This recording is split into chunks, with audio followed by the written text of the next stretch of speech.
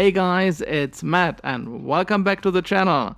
Today we are taking a look at my hangar and what is in there. What do I fly right now? How many quads do I have? And why? Let's take a look at my hangar after the intro.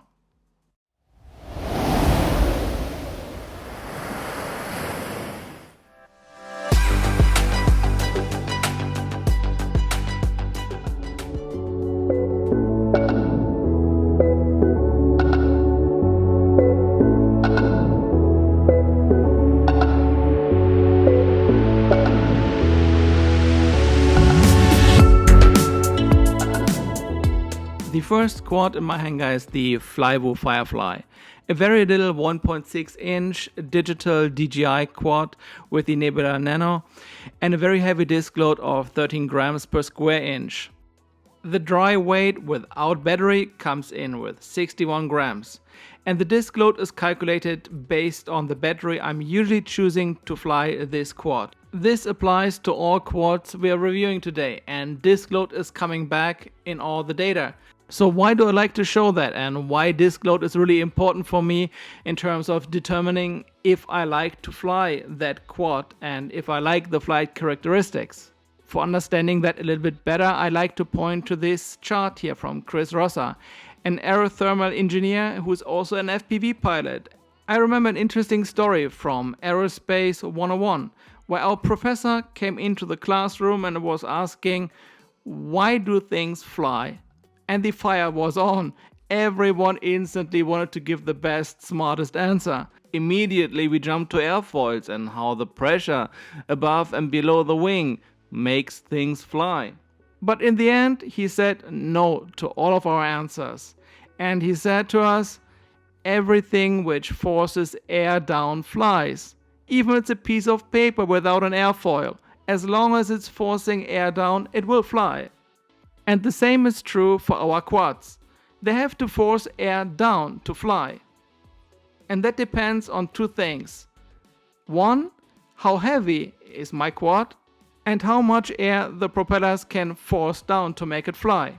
On F from X we have the diameter in inch of the propeller and on the X-axis we have the weight of the quadcopter. The graphs are disc loads and they're coming from Chris Rosser.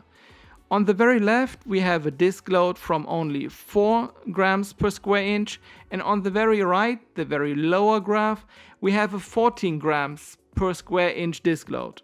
Chris was mentioning that simulations show that the disc load of 6 grams per square inch, the green graph, is the perfect scenario.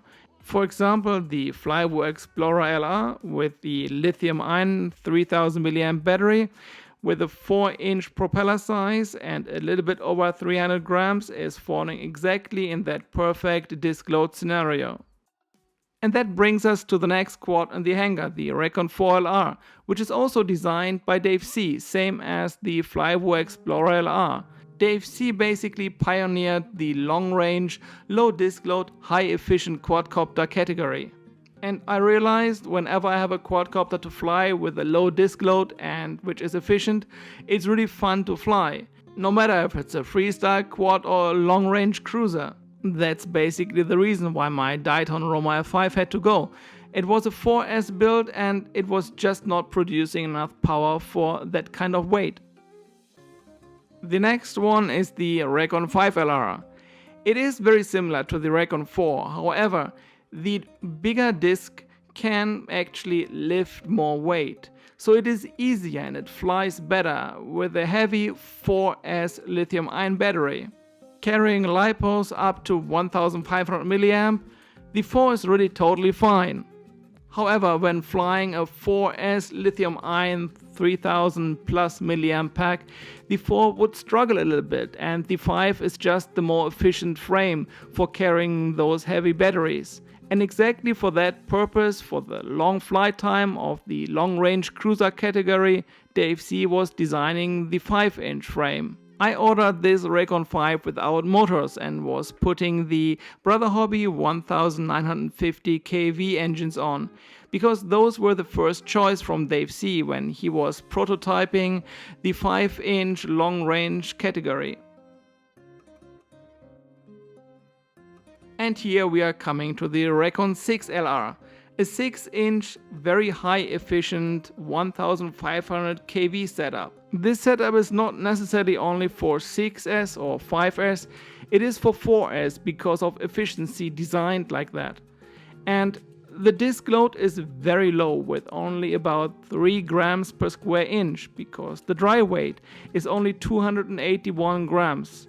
And it flies really amazing. It's really nice for long range cruising and does some freestyle. I will do a lot more content in future videos to come. Efficient also because these big 6-inch propellers with only 2 blades are having really less trouble with dirty air than 3-bladed or 4-bladed propellers. And that is really showing in the flight characteristics. The REKON 6 also has no problem to carry a full-size GoPro over long range. However, I choose to fly the Insta360 Go 2 to max out the performance and the efficiency I can get out of this long-range frame. The next one is the Shocker from Catalyst Machine Works. This is an ultra-light frame for long-range builds. It's perfect for that, and at the time when I was building this quad, I wanted to exactly do that. I wanted to build my perfect long-range quad. At the time, there was no long-range 5-inch quad. Dave C was still prototyping and playing around with the frames and the motors he wanted to choose for a 5-inch long-range quad eventually coming out at some point, but we didn't know when that will be. At the time, Dave C just released his Flywheel Explorer LR, the 4-inch version of a long-range approach, and I really enjoyed the Flywheel Explorer LR at the time. The disc load on this Catalyst Machine Works build is also really nice and low. Right now it is a 4S setup, and I might swap the engines out soon for lower kV value motors to improve the efficiency even further. The next quad in my hangar is the 250, my only true freestyle quad right now, and it is super light and high efficient. Tommy from Amargard was designing this, and I followed all his videos in the design phase and was really excited for the release. I really like the details and thoughts that went into the design, that the rotational mass is reduced of the bells of the engines by cutting holes in there. It is overall really great how it's all way thought through. If you're looking for a great fun freestyle quad to fly, get the 250, you cannot do a big mistake with that one.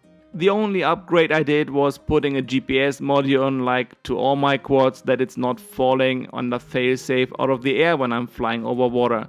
That's all. By design, the 250 is a 5-inch sub 250 freestyle quad. However, because of my modification with the GPS module, I'm staying above that, and I also increased therefore the battery size slightly, and I'm flying an Insta360 Go 2 camera for capturing better footage. And now we are jumping over to something completely different. Not an FPV drone. We're having now in the hangar the DJI Mini 2. It is a very nice camera drone capturing great footage, and for that it is nice to have. It is not for fun flying, and it doesn't want to be. But as a tool for capturing great footage, flying in slight rain or snow, it is really doing great. For that purpose, it has a place in my hangar, and when the DJI Mini 3 comes around with a better camera, I might swap it out for that one. And finally, we arrived at the last drone in my hangar, the DJI FPV. There's a lot to say about this drone. I really wanted to like it, and I tried it out, and I cannot really warm up to it. For me, it is just a too heavy drone to fly, and the disc load is very high. The electronics on board are actually not so super expensive, but it is not a very cheap drone compared to other FPV drones. And I really don't see why the electronics and the benefits of the great software from DJI have to be in such a heavy build. For example, the REKON 6 will fit all these electronics and will be way more efficient and more fun to fly. The DJI FPV has good points. I don't want to pick too much on it, but I really do hope that DJI is rethinking and overthinking the concept, and that the next version of the DJI FPV will be much better, fixing all the issues we are having with it. That would be really great, that we can enjoy it on a different level then. This is my hangar update, and I really like flying long range, and therefore the REKON lineup with the REKON 4, 5 and 6 will stay in my hangar for quite some time. The flagship right now I would say is the REKON 6, which I enjoy the most. With the ridiculously low disc load, it flies great even when carrying a very heavy GoPro. Besides the long range series in my hangar, I really do like the 250 from Avangard. It is a great freestyle quad, and so many thoughts went into the design, from cutting in holes into the belts of the engines to reduce the rotational mass, up to how to get it under 250 grams but still being very durable to not break easily. It is just amazing. And also on top of that, the tune is perfect. It flies great and it feels great in the air. But that being said, the 250 is a too light build and the engines don't have enough power to carry a full-size GoPro. And I want to have my perfect freestyle build, which is capable of carrying a really heavy full-size GoPro as well. But when carrying that heavy GoPro, it should be exactly the same like, for example, the REKON 6, that when flying the freestyle quad, it doesn't feel like it has a heavy GoPro on it. And that will be my perfect freestyle build. It will be a quad which can carry that heavy extra weight, but it will not be translating to flight performance or efficiency.